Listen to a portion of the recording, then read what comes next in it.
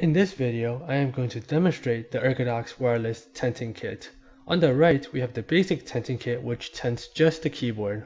On the left, we have the full hands tenting kit which tents the keyboard along with a wrist rest.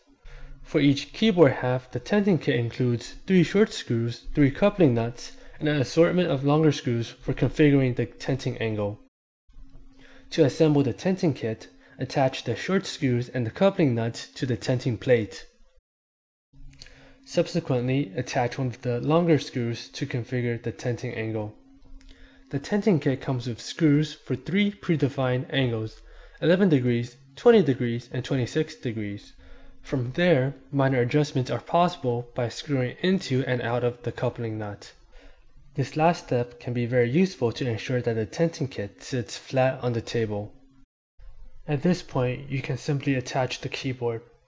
The tenting plate has lots of holes for the keyboard's screws and rubber feet to poke through. This ensures that the keyboard doesn't slide off the tenting plate even when tented to a steep angle. The same process can be repeated for the full hand tenting kit. If you have any questions about the tenting kit or the ErgoDox Wireless keyboard in general, please do not hesitate to leave a comment below or join our Discord.